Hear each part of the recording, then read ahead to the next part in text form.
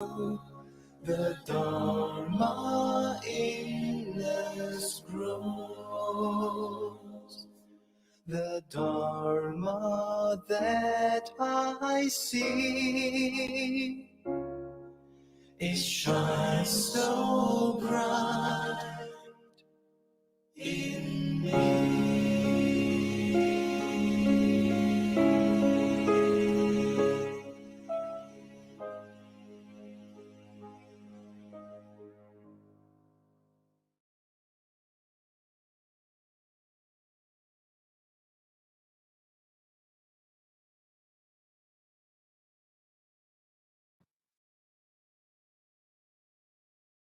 Very good evening, brothers and sisters in the Dhamma. Welcome to our fortnightly Friday night series. So let us begin with a short Buddha Puja. Please follow along as I lead the short puja. Namo tassa bhagavato arahato samma sambuddhassa. Namo tassa bhagavato arahato samma sambuddhassa. Namo tassa bhagavato arahato samma sambuddhassa. Buddhang saranang gacchami. Dhammang saranang gacchami. Sanghang saranang gacchami. Dutiyampi buddhang saranang gacchami. Dutiyampi dhammang saranang gacchami. Dutiyampi sanghang saranang gacchami. Tatiyampi buddhang saranang gacchami. Tatiyampi dhammang saranang gacchami. Tatiyampi sanghang saranang gacchami. Anatipata veramani sikkhapadang samadhiyami. Adina dana veramani sikkhapadang samadhiyami. Kamesu michachara veramani sikkhapadang samadhiyami. Musavada veramani sikkhapadang samadhiyami. Surameraya majjapamadhatthana veramani sikkhapadang samadhiyami. The five ennobling virtues. With deeds of love and compassion, I purify my action. With selfless giving, I purify my action. With moderation and contentment, I purify my action. With truthful words, I purify my speech. With clear mindfulness and calmness, I purify my thought. Sabbe satta sukhi hontu. May all beings be happy.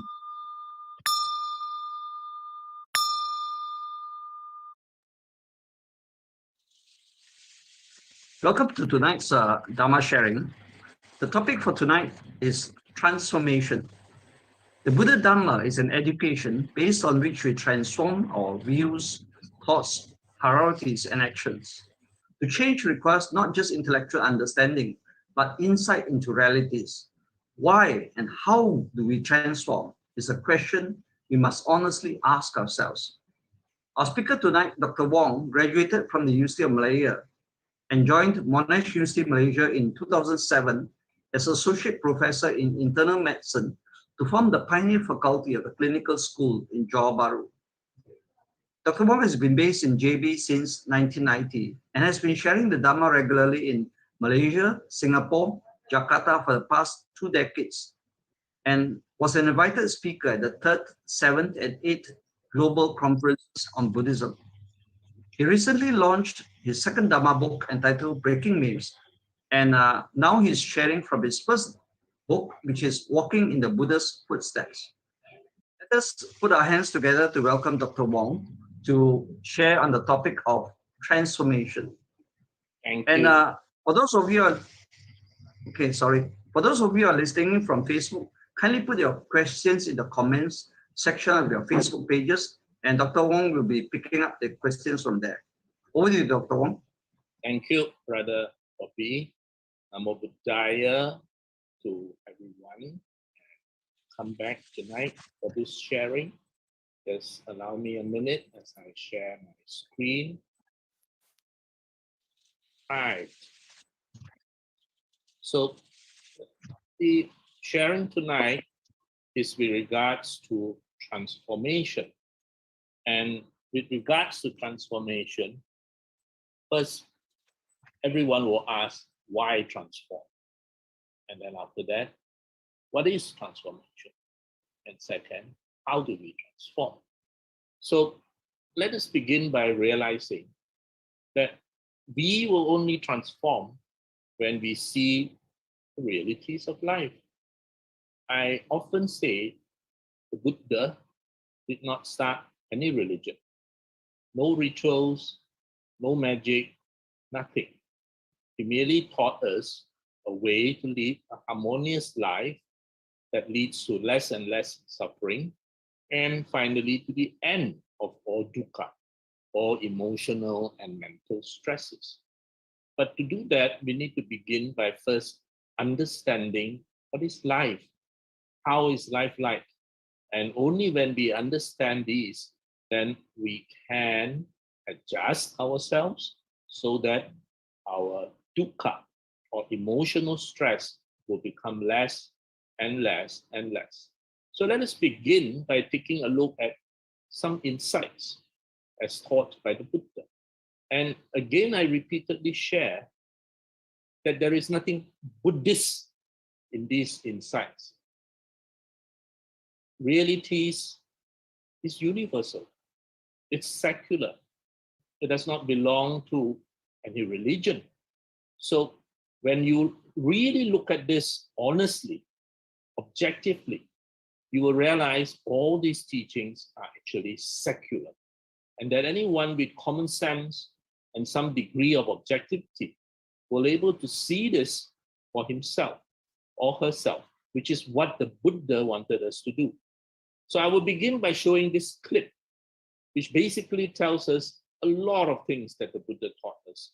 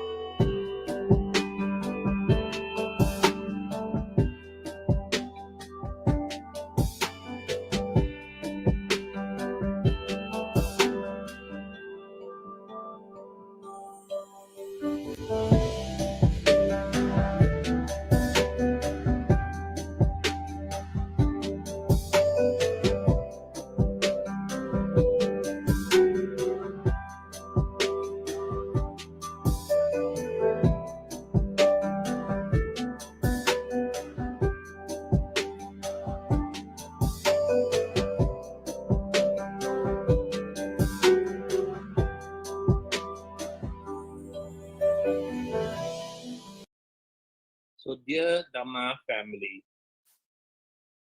these teachings shared in this video are entirely secular, but these teachings reflect much of what the Buddha taught us.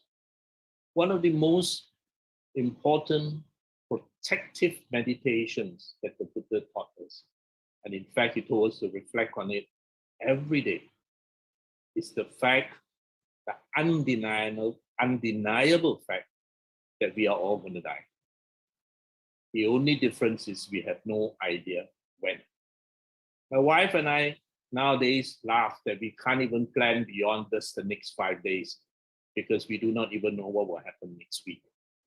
So acknowledging the fact of our own mortality is part of the understanding and insight into anicca, or impermanence, and anatta, not self. Now, the Buddha said that when you really understand impermanence and apply it in every day of your life, then our priorities are going to change. Our priorities are no longer selfish priorities or priorities based on how much wealth I'm going to accumulate, etc. We often say, think about it this way. Does it matter if you are dead in 6 months? And the point when you look at it from that way is no. Whatever this that upsets me, it doesn't matter. If I'm going to die in 6 months' time, this is nothing significant. I have far more better and important things to do. So our time is precious.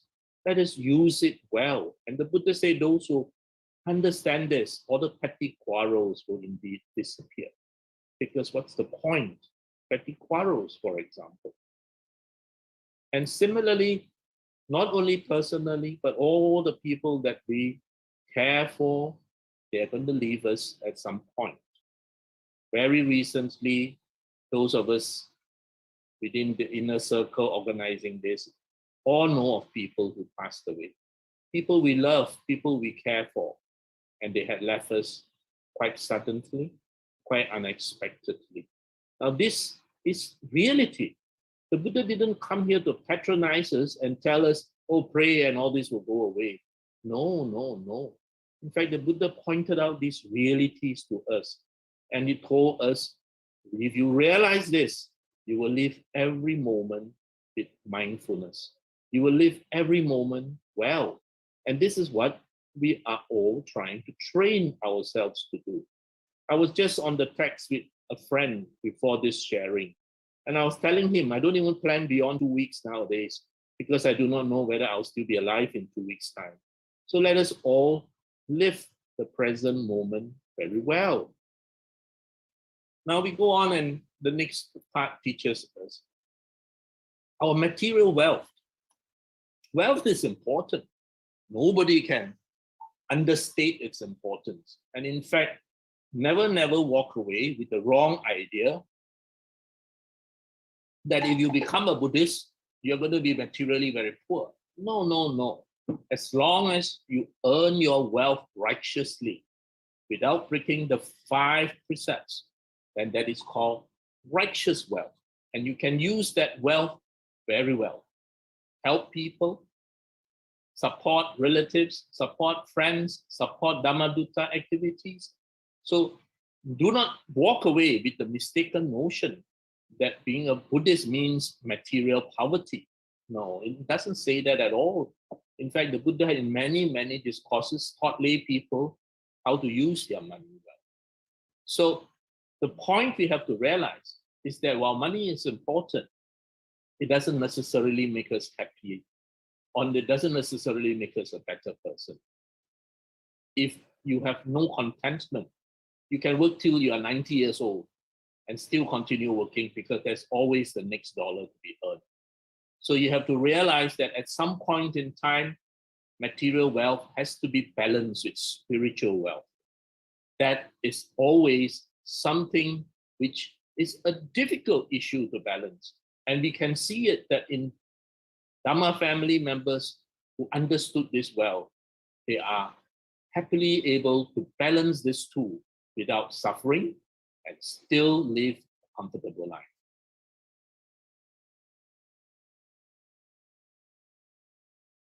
Now, this is with regards to the second noble truth. We keep craving, we keep wanting for the next thing. And then when we get it, the relief of that craving, that relief of that emotional urge to possess gives us a temporary happiness. So you might urge now for iPhone 13, or oh yes, the new Mac M1. But actually, honestly, your present computer is doing a fantastic job. Do you really need an M1? If you really need it, by all means.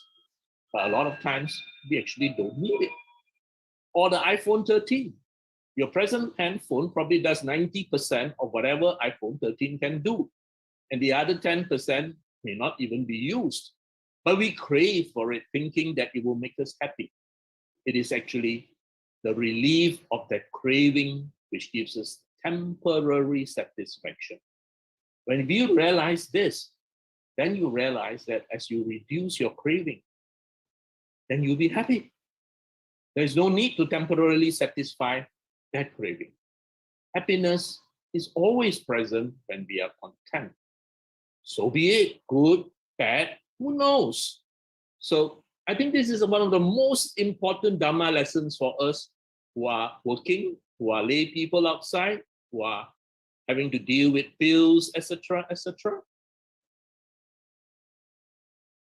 Now, donating money, dana of money, is of course something we are all familiar with, but there are many things more important than the dana of money.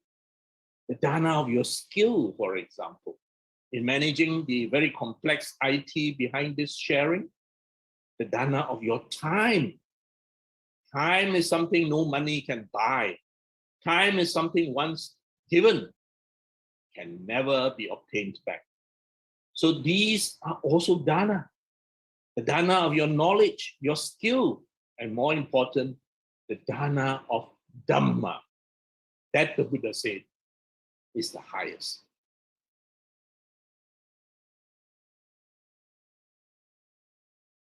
Now, you can't make everyone happy, and if you try, you're going to go berserk. So we can only do our best. And remember, in the Buddha Dhamma, we are told, Sabbe Satta Sukhi Hontu. And that Sabbe Satta, translated as may all beings, includes us, you. Nobody said you will torture yourself to make the next person happy. No. Even in metta meditation, you begin by, may I be happy. May I be well. Nobody said to love yourself less than you love the next person. So yes, we always try to do what we can, but you must also make yourself happy in that process. And yes, you can't be perfect. And that's why in the Buddha Dhamma, there is no original sin, but there is original stupidity. There is original defilements that we are all carrying with us from a beginningless beginning.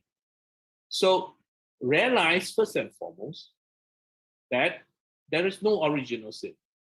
That you cannot say, I am suffering today because someone ate an apple some time ago. No. There is original ignorance. There's original stupidity. And there are, of course, a lot of original unwholesome emotions. And the Buddha tells us right in our face that we have to improve on these negative emotions. We have to reduce these defilements. So let us not delude ourselves thinking that I am perfect. No, we are far from it. Let us not delude ourselves. That is why the precepts are training rules. They are for us to train. If we are perfect, are you aware that you will not need to have precepts? Arahants do not need precepts. We need precepts because that is an admission that we have defilements, that we have negative emotions, that we are prone to anger, jealousy, and hence we need to improve. We need to guard ourselves. And this is with regards to the teachings of karma. Our actions basically is our karma. So look at our deeds, look at our body, speech, and mind, look at these actions, and no matter what the person say, you look at how he live his life, actually you will know.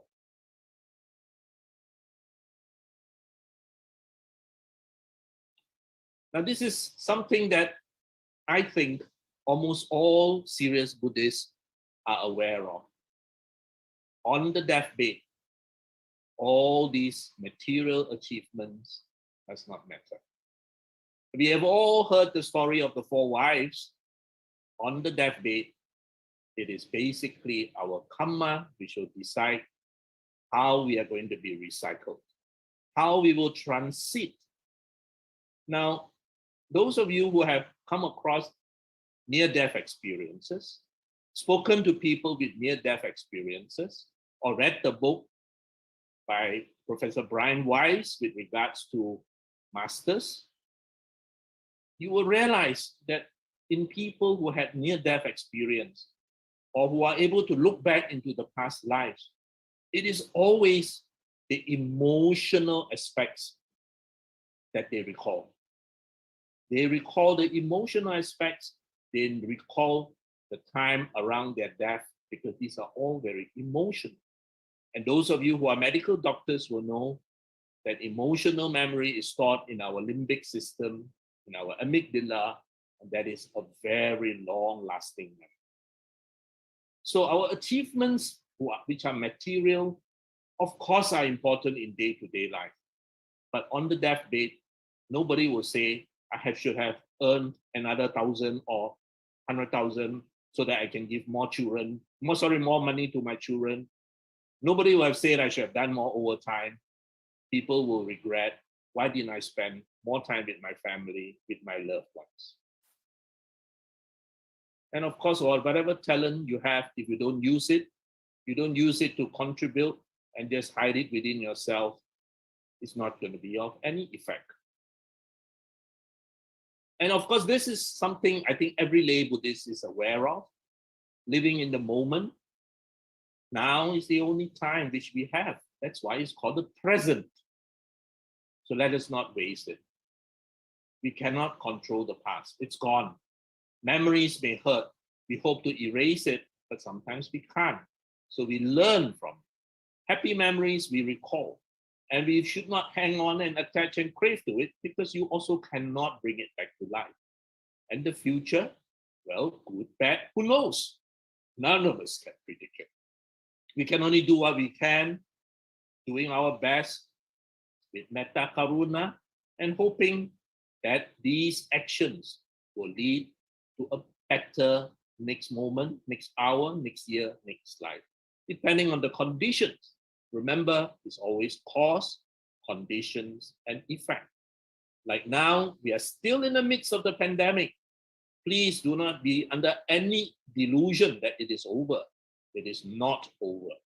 In fact, just today, I was reading within the medical blogs about a possible fourth wave hitting Malaysia. So by no means is this over. And these are conditions that affect every one of us. So whatever the causes we had planted in the past, it will only come to fruition, good or bad, depending on conditions.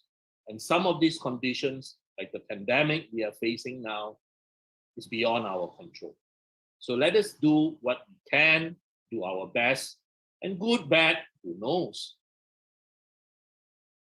Now, we are the author of our life's story. In our transformation, every day we are writing this story. Every day we are painting this huge mural. No one else is painting that mural. So do not expect someone to pity you or to write on your behalf or to paint on your behalf, because we are ultimately the only ones who are painting it.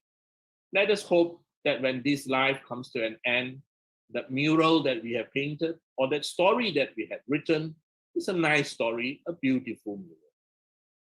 And of course, the Buddha taught us how to speak, how our words must help, our words must not harm, They must not be words which harm people, but trying our best to help people. And remember, I had mentioned this before. You begin by training ourselves, investing in ourselves. It is not selfish. You cannot save someone if you cannot swim. In Chinese, it is said that the Buddha made of mud. How is that Bodhisattva going to swim in the river and save someone when it is made of mud? It is just going to melt and dissolve in the river. So make sure that 你不是泥菩萨, but that you are fired well into something that can be useful instead of a statue in the beach made of sand. And when the first wave comes, it goes away.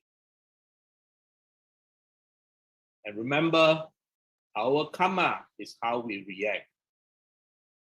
The ordinary person is afraid of the fruits. The wise person is not afraid of the fruits. The wise person is afraid of the seeds that he plants. So again, there's a Chinese saying that it is the ordinary man that is afraid of the fruits, but the wise man is afraid of the seeds. So whatever that happens to us now are the fruits. How we react to it is the seeds that we will plant for the next day, next month, next year. And that we should plant very carefully.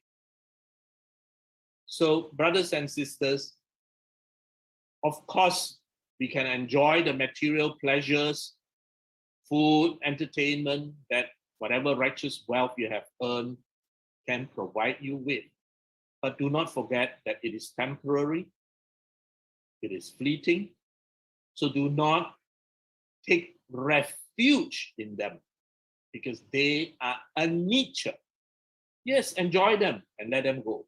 You cannot take refuge in them. The only refuge you can take is in the Dhamma within yourself. And that's why you have this saying, be an island, a dipa, or be a light. Dipa can be island, it can be light. So often you will see it as interpreted as be an island to yourself, or be a light to yourself, because that is the only ultimate thing that you can rely on. And that's why the Buddha, in his very last admonishment to us, is to strive on with diligence. He can only show the way. We need to strive on with diligence. So our ambition, in this case, is to improve ourselves. It will not happen if we do not transform. So you must understand, I must understand all that I shared myself. And with that understanding, I must decide that I will transform myself. So how do we transform? The next video, a short one, will tell you a lot of hints on how you can paint a beautiful picture or grow a beautiful garden.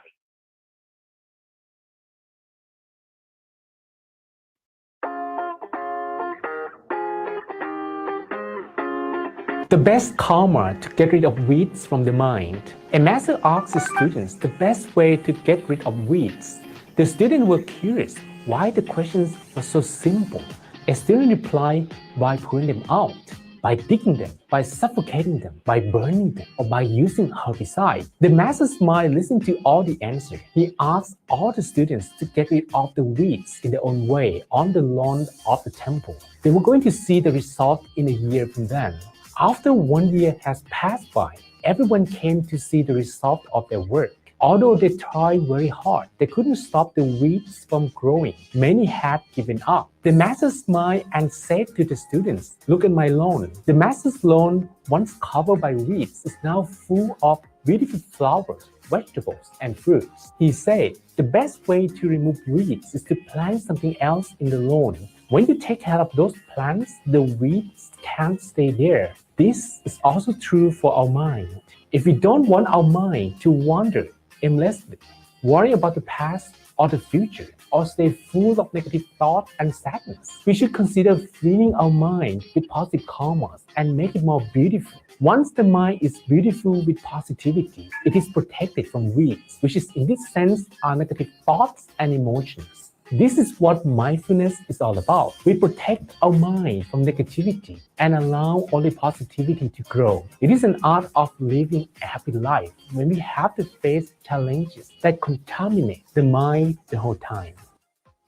The Dhamma brothers and sisters, please plant beautiful flowers.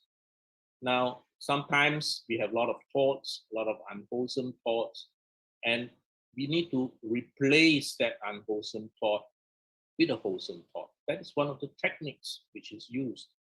Sometimes because of emotions, Sister Eileen may be upset at work, Brother Joseph might be upset with students, whatever, but we are all upset by various things beyond our control. And being humans, being unenlightened, our emotions tend to flare. So we can try to replace an unwholesome thought by occupying the mind with a wholesome thought. So do familiarize yourself with something which you will associate with wholesomeness. So for example, it can be something so simple as just silently running across in your mind, Buddhang Saranang Gacchami, to calm yourself down. Because you associate that with the refuge in the sympathetic, kind, compassionate, peaceful Buddha. Or it can be silently in your mind, running through the Metta Sutta, or for those who are familiar, silently in your mind, running through the Heart Sutra. So whatever it is you're using, you're replacing an unwholesome thought with a wholesome thought. And that is why I think it is important that in the process of transformation, that each of us do try to be familiarized with at least something very simple that we associate with wholesomeness. That even not just now in an emotional state, but on your deathbed, as your mind is distracted by so many things, you can still still it and focus on something that you associate with wholesomeness. Now, the next clip is a little bit longer, but it shows us very clearly, dear Dhamma family, how this transformation of our mind is so important. Please watch it, look at the translations, and you will learn a profound lesson of how applied the Dhamma to transform our mind will help us in our daily life.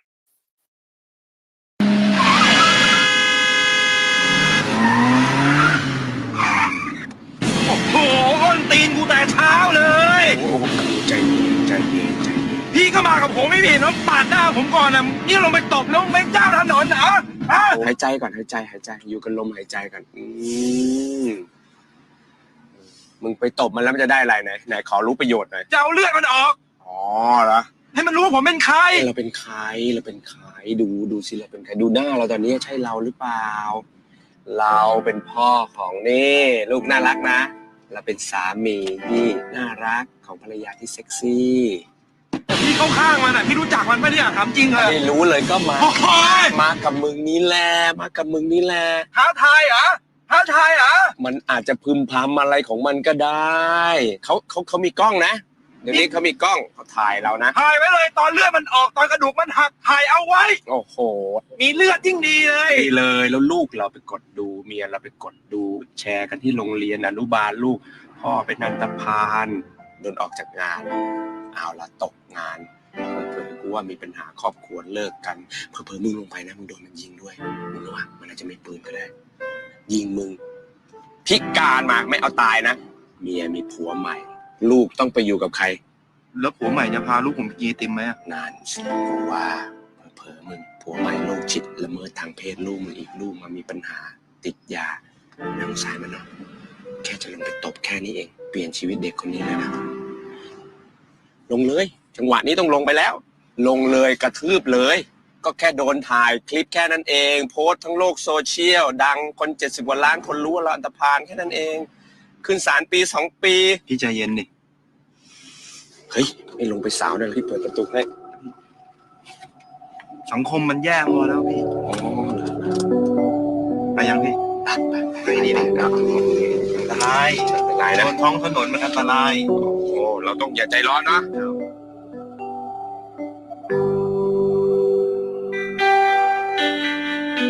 Dear Dhamma family, I hope you enjoyed that clip as much as I did. I always enjoy watching that clip because it teaches us so much. Just that moment of mindfulness, that one moment, thankfully to his friend, had saved him from so much problems.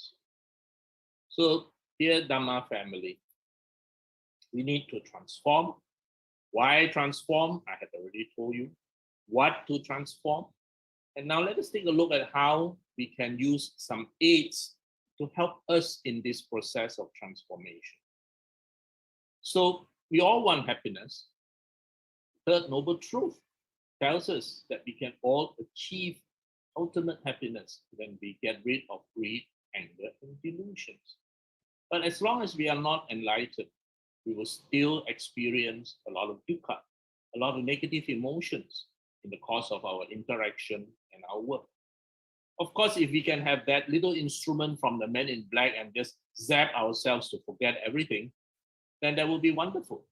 But of course, you and I know that does not exist. So let us learn from it. We can all learn from yesterday or last year. So what distinguishes the Buddhist way is that the Buddha wants us to use our human intellect, our rational mind, when we deal with these disturbing emotions. Exactly like what the friend was doing to that very emotional driver. The friend was the rational mind. The driver was the very emotional mind. The rational mind versus the emotional mind. And if we are alone by ourselves, then that conversation will have to be within ourselves. And as long as we remember interdependence, like he describing to him how an act like that will affect your wife, your daughter, etc., your work. And then remembering we have to be harmless, then we will act with more compassion and non-violence, all of which are emphasized in that short video clip. Now, where do most of us spend most of our waking time? The majority of us, from Brother Jusing to Sister Eileen, to Brother Joseph, to Brother SK in Australia, all of us, we spend a lot of our waking time at work. And for many people, they see their bosses more than their spouse. And we spend more time and energy dealing with co-workers than even with our own children. In reality, actually, we spend a lot of our time at work, which has effectively become our identity. For example, many of you call me Dr. Wong. Actually, you can drop the word doctor. It makes no difference. But that has become our identity. And for many people, the work becomes their identity, their satisfaction, their purpose, and their meaning. How does the Buddha Dhamma look at work? Now, because we spend so much time at work, it is also the place, either digitally or virtually or in face-to-face, where we also see the fundamental realities of life. There's a lot of dukkha, a lot of frustration.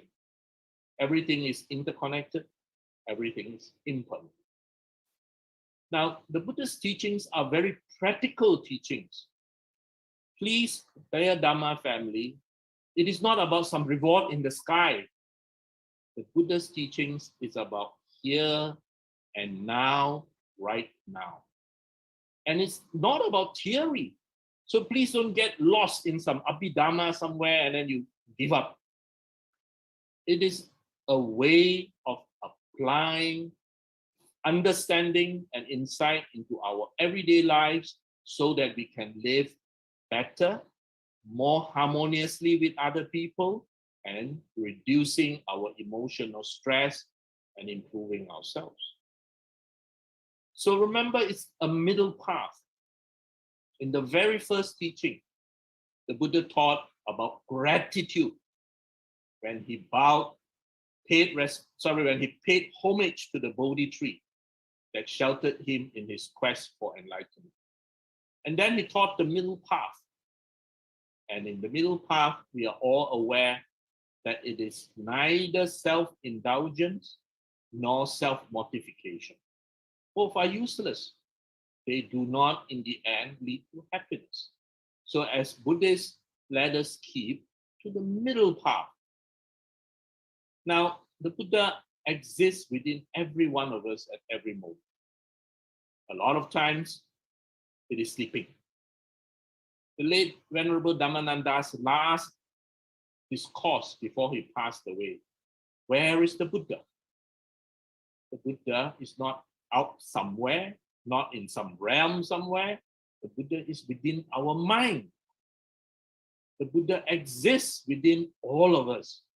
And every time we had moments of mindfulness and insight, when something woke up this Buddha mind from slumber, when we act on what is right and wholesome instead of what is easy or desirable, we become momentarily freed from our defilements. So we use the Buddha's wisdom when we choose right livelihood and be a good employee. Now, in transforming mindful work relationships, we utilize the Buddha Dhamma to make other workers, co-workers, bosses, supervisors, difficult people, customers, all harmoniously happy. And we achieve this by utilizing the 4 Brahma Viharas in our workplace, in our work relationships. So we have to be aware and careful and conscious of what we do. A lot of the time, unfortunately, we act automatically based on emotions, just like the driver of that car. But we can train to have more and more awareness to perceive ourselves. And when we can do that, we will act in a much more gentle way, wholesome way. Now, my personal most important lesson, as Brother Yu Tong always say, non-self or not self. If you truly understand non-self or not self, you'll be like that Muslim cloth, letting unpleasantness, letting disturbing emotions, unhappy events flow past that Muslim cloth. You know, we don't have that instrument from Men in Black to just zap and make it disappear. But when you understand anatta, not self or non-self, then you can let that emotion or that unhappy moment or that burst flow through you, like in this Muslim cloth. This is taken from the Punna Sutta. And in the Punna Sutta, the Venerable Punna was given instructions by the Lord Buddha.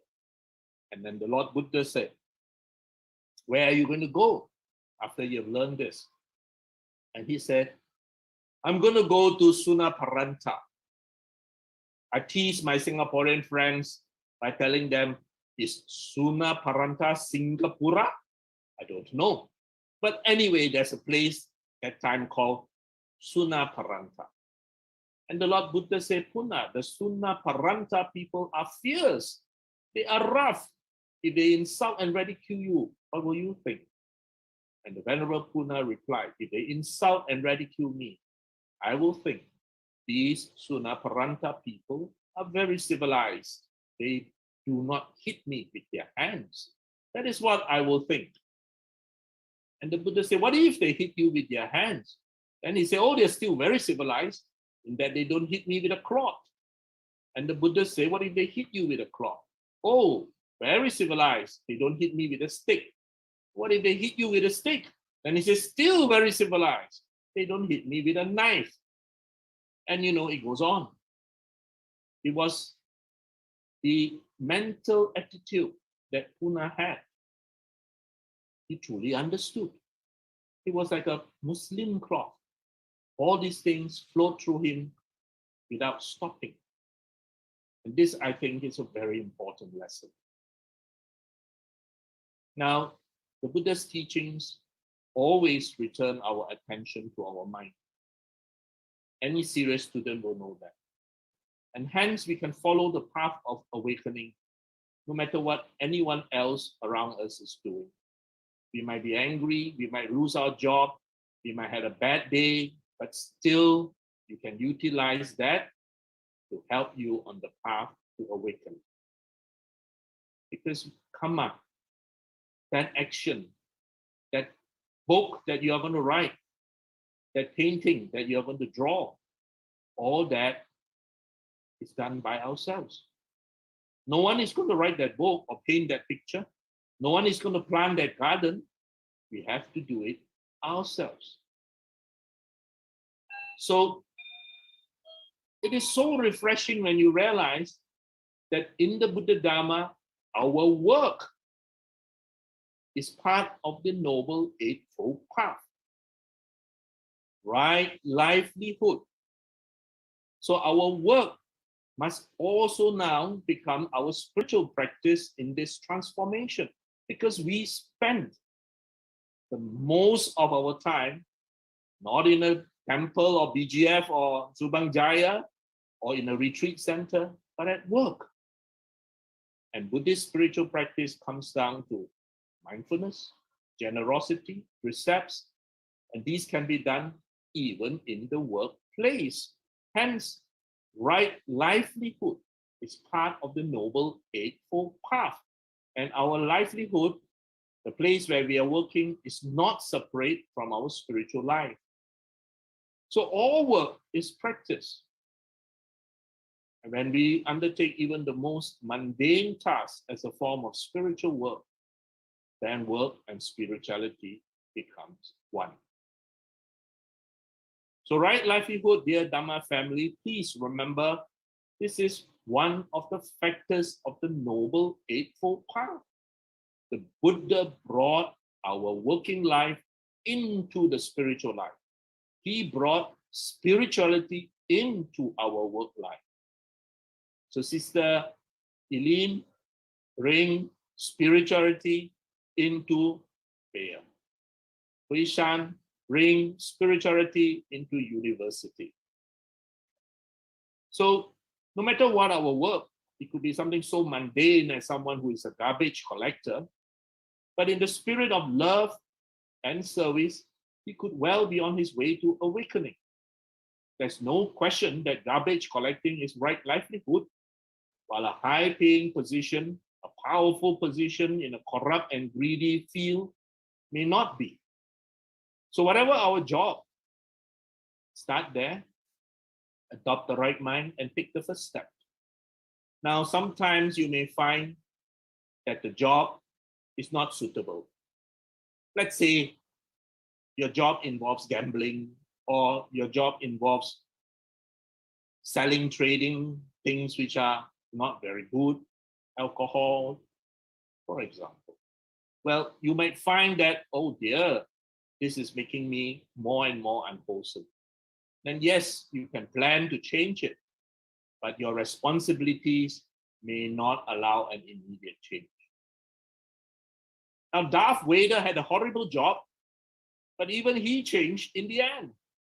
Those of you who know the original Darth Vader from the original Star Wars series will know that he turned back to the bright side of the Force when his love for his son overwhelmed his greed for power.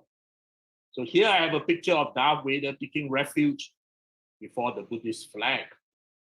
So while, yes, we will speak out, we will take a stand when we think that things are not right, but when things are finally shown to be wrong and not able to reconcile with our lives, and walk away, like what Darth Vader did. I love this picture. So are we making our workplace a better place, or is our workplace making us a worse person? Well, only you can answer that question. And some battles are won in actually losing. Why transform? What to transform? How to transform? I'm trying hard to share.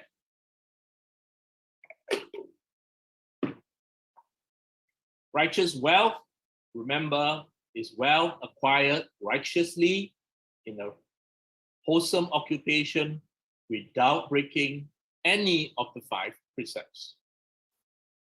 So sama ajiwa, wholesome and proper livelihood. If we want to transform, this is where we can begin, because this is where we spend most time. So can we start our work day with a ritual that promotes wholesomeness? Can we put a connection between work and spirituality, the values of mindfulness, generosity, fairness, and caring for all? Can we create an environment that supports the Buddha Dhamma from our working hours? Yes, of course we can. Bring the Buddha to work, like in this picture here. So I personally find icons are very powerful help because they constantly remind us of the Buddha Dhamma. Because sometimes we are lost in the busyness of work, we are lost in our meetings, etc. But I find icons are very powerful. That icon could be just a simple picture on your handphone. So every time you make a phone call, you see that picture. That icon could be a ring, like this ring that I look so hard to get. It reminds me constantly. But I want you to see that storehouse on the right. That storehouse is a storehouse in UK. And you see that the owners had put a very Buddhist icon right in the very middle of this storehouse to remind everyone of the values of the Buddha Dhamma that we need to apply. Some of you are interested in photography. Many of you are, in fact. How many of you are aware that the Canon camera, so popular among so many of you, originally the word Canon is Kwanon, the Japanese word for the Bodhisattva of compassion? How many of you are aware of that? Well, sad to say, not many are aware. But the word Kwanon was the original name. And that word evolved with time to become Canon because they found many parts of the world people were unable to pronounce this word. So to anglicize it, it became Canon. So you got your Canon photostat machine, your Canon printer, your Canon camera, and if you look at the logo,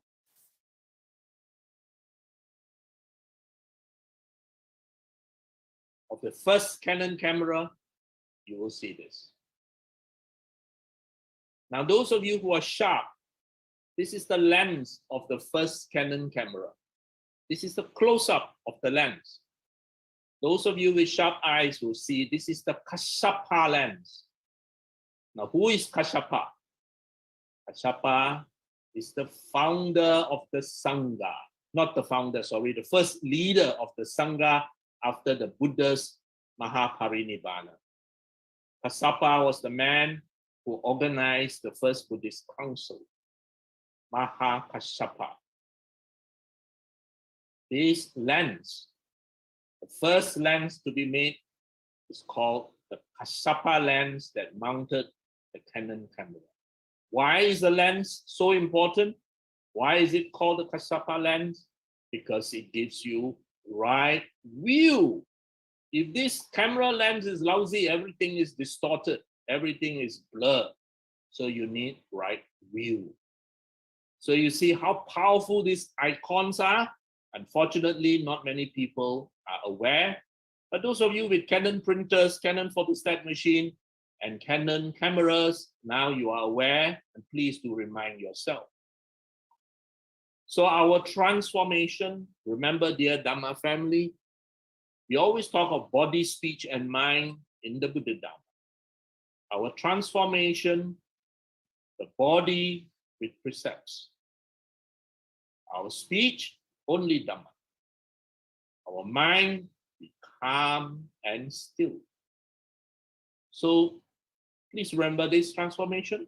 It is doable. Of course, none of us except for the Arahant in this audience, is perfect. So we will have transgressions with this, and this. But it's perfectly all right. Please remember, even the Sotapanna has transgressions with these. Even the Sotapanna has not got rid of his greed and his anger. It is only the Arahant in whom these are perfect. So be kind to yourself. We are all still undergoing transformation. We are all undergoing Sikkhapadam, training. All these are training. If we are perfect, there is no need to be trained. The fact that we need to be trained means we are imperfect. And let us accept that. Let us be able to live with that happily and with metta too. So do not be harsh on yourself. With that, I close this PowerPoint and I share with you one last video, which is very important because it tells us the importance of repeatedly practicing. It tells us that if you chant the Heart Sutra 10 times a day, sooner or later, the words will seep inside you.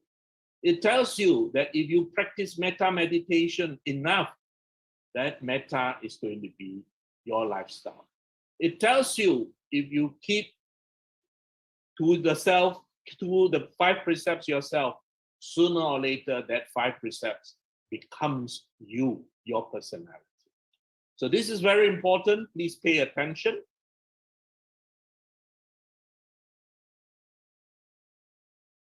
Because my question to you is, what do you practice every day? What do you practice? Because what you practice, you are going to get good at. What do you practice? Do you practice joy in your life? Do you practice peace in your life? Do you practice happiness in your life? Or do you practice a lot of complaining in your life? If you complain, you're going to get really good at it. And you will get so good at it, you will find fault with everything. Even when there is no fault that a layman cannot see, you being an expert will see it. What do you practice? Do you practice anger? Because if you practice anger, you're going to get very good at it. In fact, you're going to get so good at it that the most trivial thing,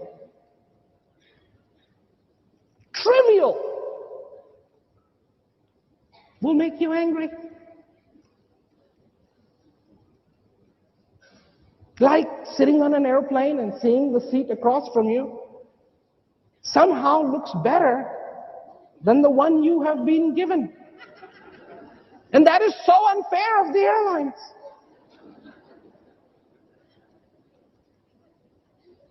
What do you practice?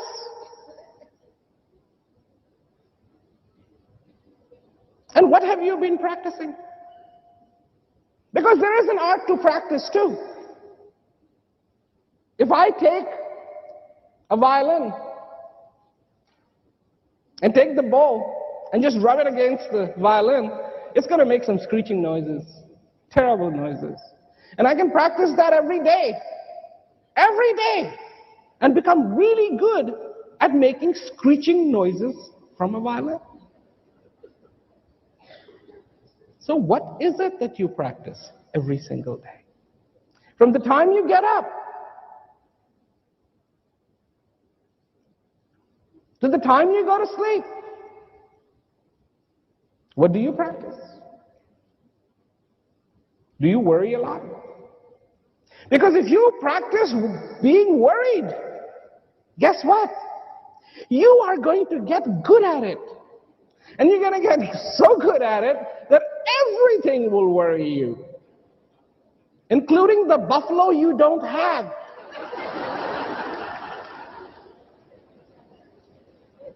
Because you will get good at being worried. So then I propose, if this is true, that it is a question of practice,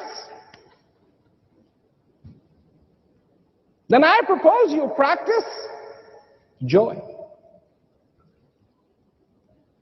Practice being in peace. Because invariably, you will become really good at it. Peace is good. Joy is good. Being conscious is good. And if you can practice being conscious in this life, then that would be a wonderful thing. Because imagine the rewards of being conscious. Imagine the rewards of happiness.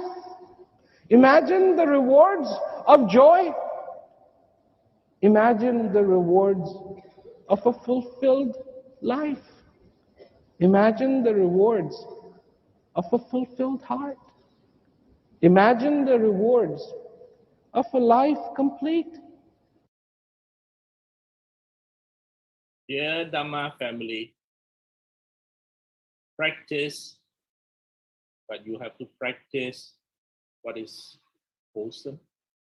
So with regards to the Buddha Dhamma, we practice dana, not of just of money, but of time, skill, knowledge, Dhamma itself. We smile to the security guard, wave to the neighbor, send some food over to the neighbor, whatever, small gestures, just the security guard. The other day I sent some letters via the security guard of the place. You're not supposed to go in because of the SOP. And then my wife said, hey, what if the security guard don't send for you or whatever. And I said, oh, don't worry. I treat the security guards very, very well. They're all my friends. Why is it so difficult for us to just smile at the security guard as we drive past, or just a salute to them, a wave to them, when most people ignore them? That is transformation, dear Dhamma friends. Just the dana of an acknowledgement, of gratitude, time, money if you can, service, IT skills are badly needed, as almost all sharing nowadays is online. Highly valued. And of course, Dhamma knowledge, life experience, work experience. We transform the body with precepts. We transform the speech as far as we can. As I said, none of us are perfect, except for the Arahant. And we transform our minds with calmness. And whatever you do every day, as the last speaker said, you're going to be very good at it. If Eileen is scolding people every day at work, you silly fool, you silly fool. I have a relative who holds a powerful position in the bank. And sometimes we stay in the place when we go to care. And I can see she's really very good at scolding people on the phone. She's really very good because she's been doing it for decades. So what about the opposite? If we are always practicing the opposite, then we'll be very good at it as well. So if you're keeping your precepts regularly, you'll be very good at it. Generosity, you'll be very good at it. Keeping the mind calm, still, with metta karuna, again, you'll be very good at it because you've been practicing it for years. Sharing the Dhamma. So some people are saying, yeah, I shy lah, cannot, nanti, I don't know how to answer. How? I always say no. Just do it. Because with practice, you will be better. So let us practice the Buddha's teaching. Let us transform. I've shown you reasons why. I've shown you how and what.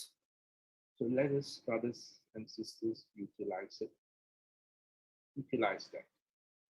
Our work takes up a lot of our time.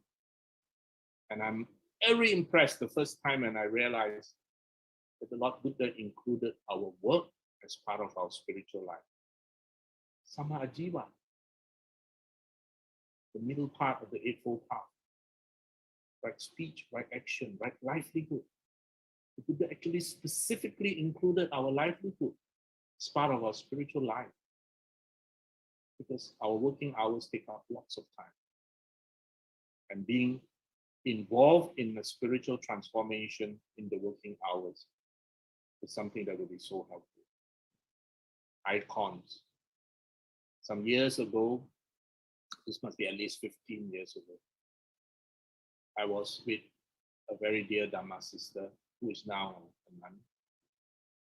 And she attended this 1 million mantra recitation in a very eminent monastery. They recite this mantra 1 million times. And at the end of the 3 days, it was question time.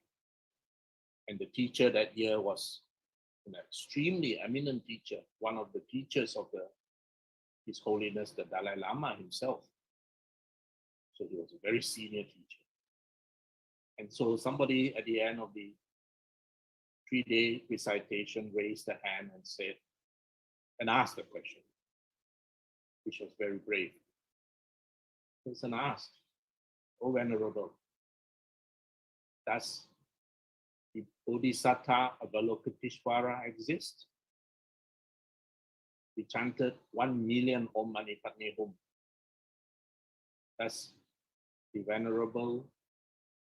Can the Venerable tell us whether the Bodhisattva Avalokiteshvara truly exists? The Venerable, without even the blink of his eye, immediately answered. He was well practiced. He said, yes, of course, the Bodhisattva Avalokiteshvara exists, but in your mind, in Sister Eileen's mind, in Brother Whaley's mind, in Sister Hui Shan's mind. The person who asked was shocked. The person asked, in that case, why did we just chant 1 million Om Mani Padme Hum? And the Venerable again replied, we chant because we want to transform our mind into that mind of compassion, like the Bodhisattva Avalokiteshvara. We are not chanting for an external being. We are chanting for something within us to awaken. Then the person who asked a question in frustration, obviously, because the person then said, in that case, why should I chant Om Mani Padme Hum? I might as well chant Coca-Cola 1 million times. Everyone thought the Venerable would be stunned or shocked or don't know how to answer. But the Venerable smiled. And again, without a blink of his eye, he replied, that will be fantastically wonderful if you can chant Coca-Cola and develop the virtue of compassion as seen in the Avalokiteshvara icon, as seen in what we believe to be the endless compassion of the Bodhisattva. If you can chant Coca-Cola and develop that, by all means chant Coca-Cola. Because while the icon of Avalokiteshvara may be seen in a center, in a monastery, or at home, the icon of Coca-Cola is everywhere. You cannot escape it. So if every time you see Coca-Cola and you become like the Bodhisattva Avalokiteshvara, awaken in your mind, and you become just like the Bodhisattva, compassionate and kind, then he would have served his purpose. Because the transformation is not external. The transformation is internal. That is one of the most profound lessons in Buddhism that I learned. And I strongly take the view that icons do help us because it brings our attention back repeatedly. So with that, dear Dhamma family, I return this to Brother Bobby. Thank you very much.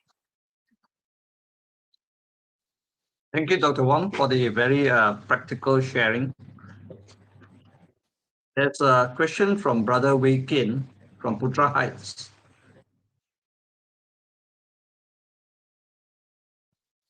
Question is, we have original stupidity and original ignorance. If we are originally ignorant beings who have always wandered in samsara since the beginning past, possess or only contain samsaric or originally ignorant mental content and mental states, how could we ever develop the volition of seeking the transcendent if we are originally ignorant? Volition to seek nibbana come from? How does a non-ignorant volition arise from an originally ignorant mind? Well, I pity Brother Bobby with a tongue twister of a question here. And Brother Wei Kian, why do you think the Noble Eightfold Path begins with right view? Nothing will progress if there is no right view. It is only when you have the right view, at least a glimpse of it, that is when you want to seek something beyond this mundane. Now, remember, if you look at the statistics of the audience who follow our series, which we look at every time after the sharing, you will find that the majority of the audience belongs to the second phase of life, senior people. Why is it often that you do not see so many young people in these sharings? Well, my personal take on this is very simple. Many young people have a better life than the Bodhisattva Siddhartha. We seem to appear surprised when we read that his father Suddhodana protected him from all the pains and all the sufferings and all the ugly sights of the world. And we say, oh, yo, like that one. But when you look at it, every one of us who is a parent here is doing the exact same thing. Even more than what Siddhartha had. Siddhartha didn't have aircon. Our children grew in aircon rooms. Our children had maids from the time they are born. Seriously, I'm not joking. And as soon as they can drive, they have a car. They had even better lives than Siddhartha. So when you have such good lives, and when we as parents provided them with every essential gratification within our means, so they want a PlayStation, we buy a PlayStation. They want a new handphone, we buy a new handphone. Or they want a new computer, we buy a new computer. Do you, Brother Wunken, think they see a need to end dukkha? They will only see a need out of dukkha when they have seen dukkha. And that is why the Buddha, after his awakening, if you recall, he initially felt that the people of even his generation, so much a generation seeking after sensual gratification, will find it against the stream of walking this path. Because people would rather have sensual gratification, providing temporary relief, than doing what we are doing now. It is only when you have seen dukkha that you will transform. I know of close personal friends who used to drink like fishes, stay up late in pubs, oh yes, in the name of doing business. Yeah, of course, very successful. But it is only when they see dukkha, and it literally punch them in the face. And that's when they turn 180 degrees and decide, I need to get out of this. Because yeah, the pub, etc., only a temporary shot of opium. Now, until you have the will of that, you're going to be continuing in these rounds of transit. Because the drive to continue this round of transit is there. Remember the 4 upadanas, the 4 attachments. Upadana means fuel. They are the fuel which literally drives your recycling, your transit. And what are these upadanas? Okay. One of the most important is our need to satisfy all these cravings and desires. We have lots. And if you see a lot of people, even to their very last day, they still hold on and refuse to let go so many cravings and desires. To the ones who are well trained, like a brother who passed away recently, we can see the complete opposite. He literally let go of everything. He was ready. So, Brother Wong Kian, the short answer to your very long question is that you must first have some insight into the realities of life that will make you have the drive, the samvega, that urgency to say, I need to go the opposite direction. All right. Thank you, Brother Bobby. Thank you, Dr. Wong. A comment from Bikash Kumar. Dr. Wong, I'm a little in disagreement with you because practices means doing consciously. But you are giving example like angry. Worry is what happens by default, by nature. Actually, we need to be aware of it. Only then can we stay away from it. Facebook, this is Facebook and BGF. Nothing in disagreement, isn't it? Isn't that exactly what I said? You have to be aware of it, to be conscious of it. So there's really nothing to be in disagreement because you have to be aware of the emotions. All right. Thank you for basically clarifying what I said. Yeah. Second question from Dr. Wakin again. Pleasure is only temporary and fleeting. So stop chasing fireworks and start building a constellation.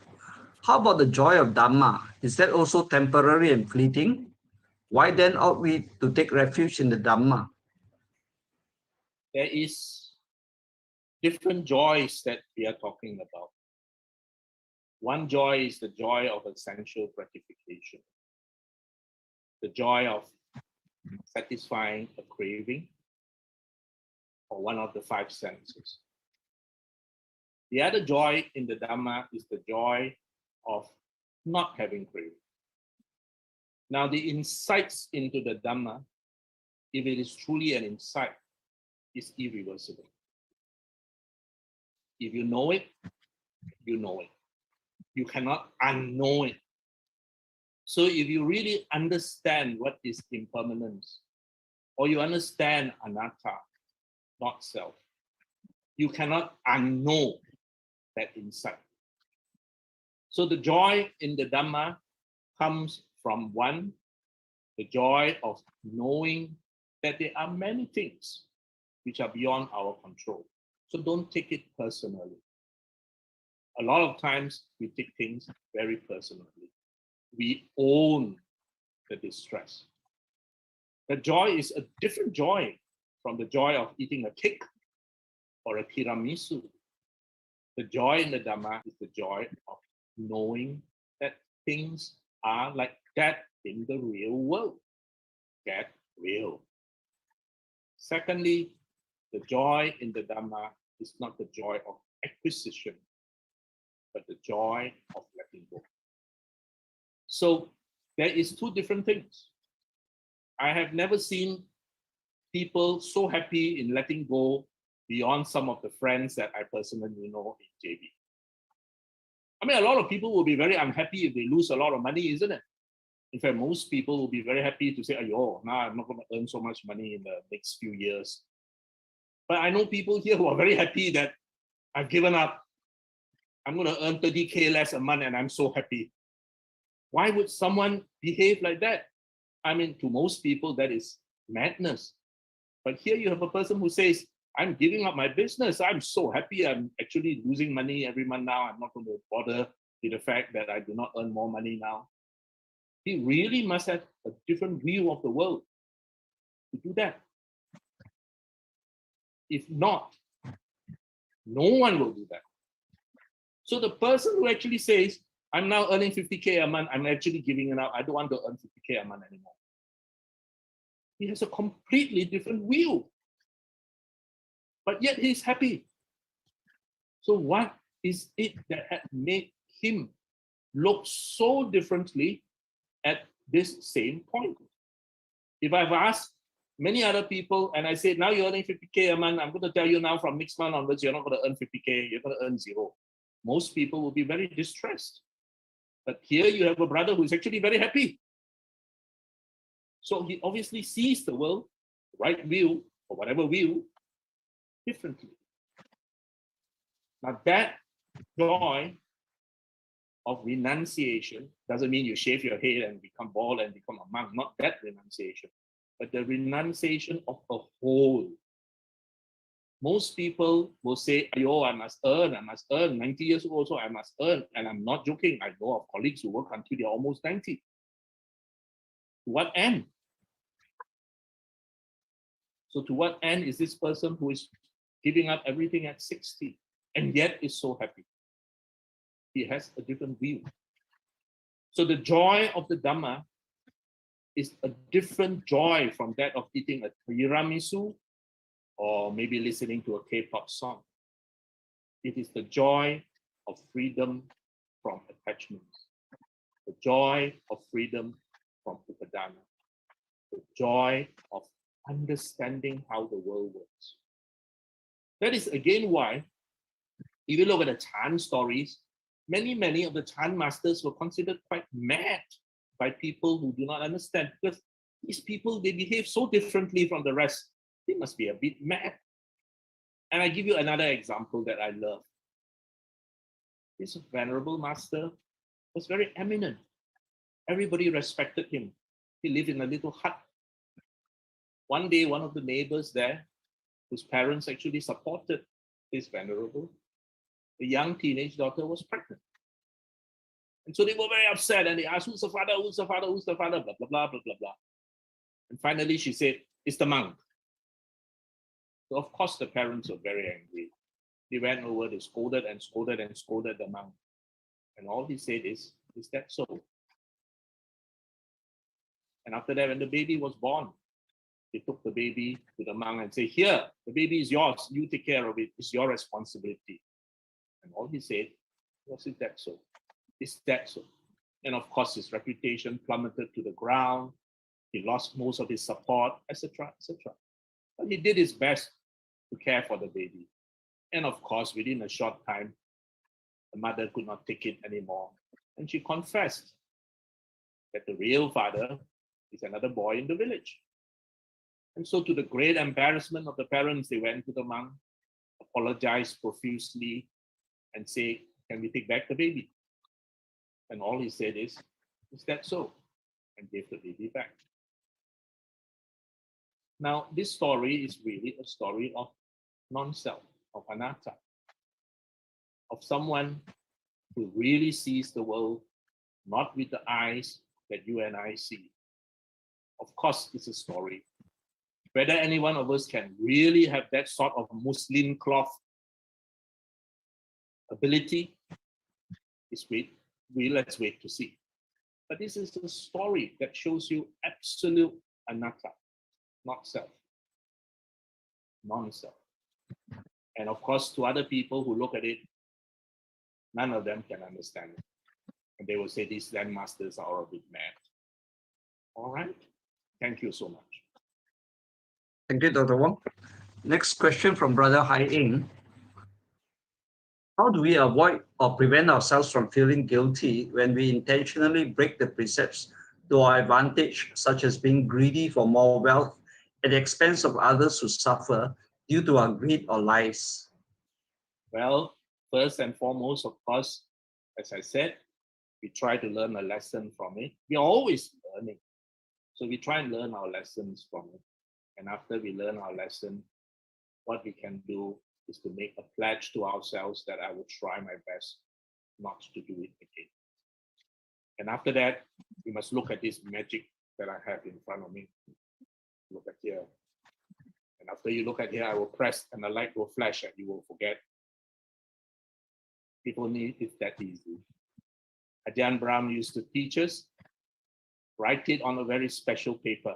Write it all down on a very special paper. And that paper is called toilet paper. And after you've written it all down in great detail on the toilet paper, you must fold it very carefully, Ajahn Brahm said, and put it where toilet paper is to be put, in the toilet bowl, and flush it away. So the point is, remember, these are training rules. They are not commandments. If they are commandments, there is no hope for me and for most of us. They are not. They are training rules. We know we are imperfect. And that is why we need these training rules. If I'm perfect, I don't need these training rules. The fact that I need them means I'm imperfect. So remember the lesson. Remember this pen. Remember the toilet paper. I find the toilet paper very useful. You are not the first person who asked me this. People have come to me and told me very, very sad stories. And I had to tell them the toilet paper thingy. And I say, yeah, of course it hurts. Nobody denies. But you have to forget it. After you pledge to do your best from now on. All right? Remember, cause, condition, effect. None of us are perfect. Under certain conditions, we will do things which we ourselves also consider ourselves as unexpected behavior. All right? So that's partly anatta. I'm not going to go into another story, but there's another story with relation to this, which actually tells you that's why you are anatta. You're basically cause, condition, effect. You think you have 100% control. Actually, you don't have 100%. Okay? We are all just creating a future, endlessly creating. So we do our best. Okay? Yes, Brother Bobby, thank you. Yeah. Thank you, Dr. Wong. Another question from Brother Ben Hoy. Dr. Punna, in this modern era of comfortable life, will it be more challenging to achieve Sotapanna due to having more material happiness versus spiritual happiness? Brother Ben, the answer in short is no. Big capital N-O. The reason is, it is probably easier for you to be a Sotapanna now than, let's say, 300 years ago. Why do I say this? Why? Basically, a Sotapanna is a Sravaka. He's a listener. He learns. Basically, a Sotapan, a stream enterer, is someone who has entered the stream of the Dhamma. And so what does a Sotapan require? A Sotapan requires the very foundational knowledge of the Buddha Dhamma. 300 years ago, forget even the Buddha's time, just 300 years ago, it would have been difficult for an average person to have access to this knowledge. First, people were not educated.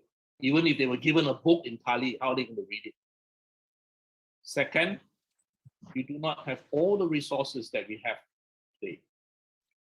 If you go back 2,600 years ago to the Buddha's time, you will again see that the venerables who were trained by the Buddha, bare for a few who had frequent contact, like Sariputta, Mahamoggallana, or Ananda, the rest maybe see the Buddha once in a long, long while.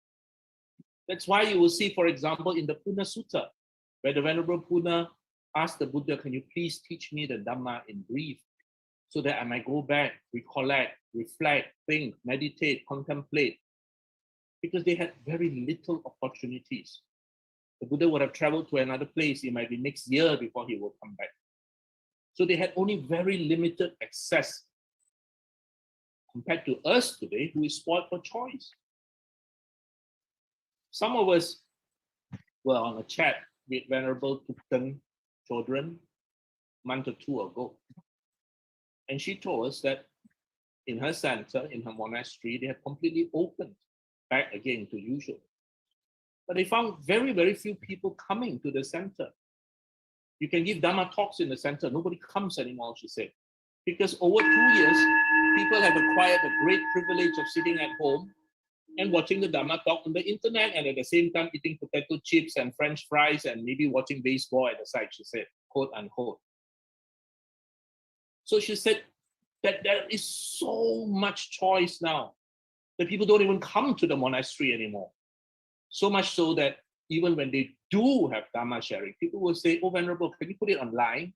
I don't have to drive half an hour to the monastery and another half an hour back. So now, Brother Ben, first, you are a Sravaka. You have all that access to the theoretical knowledge which is available to you. So please make use of it. And second, what does the Sotapan have on top of this theoretical knowledge? Is the Sotapan has got a few qualities. And one is the quality of realizing, going beyond rites and rituals. That while rites and rituals are important for collective activity, like for example, Brother Bobby led us all at the beginning, that's a collective activity that unites all of us. But that is not going to make you enlightened.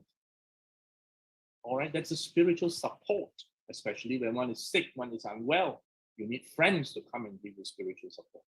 So you go beyond the rites and rituals. You do not take refuge in rites and rituals.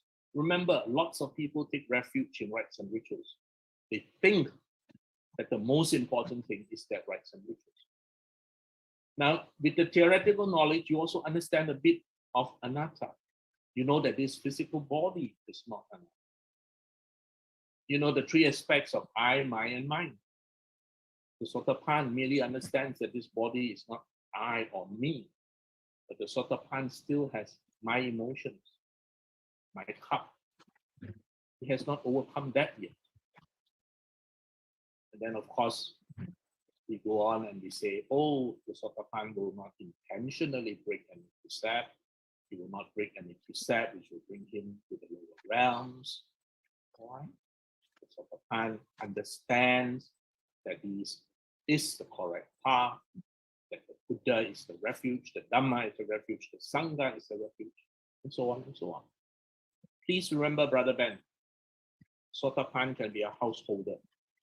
That means the Sotapan can still live with his wife, still earn a living, still make money, still have children. And if you look at the history of Buddhism, you will see among them many Sotapans. For example, I'll just name a few. Anathapindika, he was a banker. All right. King Bimbisara was a monarch, etc. So within this comfortable life, we actually have even now a more comfortable environment to practice. Please do not think that you need to get enlightened in the jungle somewhere in the kuti. I can tell you, when you go to a jungle somewhere in the kuti, you will have to battle ants and mosquitoes. Before COVID-19, a few of us used to go to Thailand to one Venerable's center deep inside the forest. And it was fun because we ride for about 2 hours on a 4-wheel drive into the jungle, and it was very fun. But we could only go in the Thai winter, that means the month of December, because during that time it's very cold. It can drop to about 15 degrees, 10 degrees. And during that time when it's very cold, there are no mosquitoes and no ants. So well, for us spoiled Malaysians and a few Singaporeans, that was a time where, there are no pests to come and bite us and irritate us. So it's not at all any romantic thing. In your house with your comfortable aircon and your comfortable sofa chair, etc., etc., you actually have a much more conducive environment. And now with your noise cancelling headphone, you can even block out whatever noise your neighbor's dog is making. So I think that the short answer to your question, Brother Ben, is no, you have every opportunity now for progress. In my personal view, an even better opportunity than what people had 300 years ago. Thank you. Yeah, Thank you, Dr. Wong. There's the last question.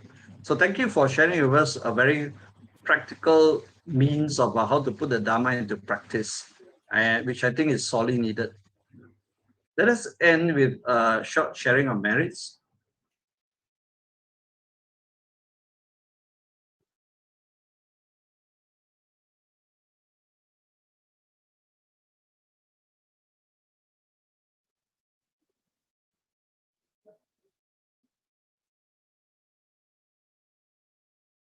Itavata cha amhehi sambatang punya sampadang sabbe satta anumodantu sabba sampatti siddhiya. Let us recall to our minds loved ones who have departed, and let us transfer these merits to them. Idam nyati nang hotu sukita hontu nyatayo. Idang me nyati nang hotu sukita hontu nyatayo. Idang me nyati nang hotu sukita hontu nyatayo. Let us also make some aspirations. By the grace of the merits that we have accumulated, may we never follow the way of the foolish. May we be blessed with wise friends and skillful teachers who help us along the path of Dharma. Wherever we may be till our final liberation, may we never stray from the path of Dharma. May we always have the chance to practice Dhamma and one day realize the highest bliss of Nibbana. Sadhu, sadhu, sadhu. Thank you everyone for tuning in, and thank you Dr. Wong again. Thank you all the backroom guys. And this coming Monday night, we have a very special session called the two great renunciations of Siddhartha and Maha Prajapati Gotami, his stepmother. So this will be delivered by Deepak Anand, who has been walking on foot, tracing the Bodhisattva, the Buddha's journey by foot, and he has walked for 2,200 kilometers already. So he'll be sharing with us how he has walked through the paths taken by the Queen and also by Siddhartha. So looking forward to seeing everyone on Monday night at 8 p.m. Thank you once again.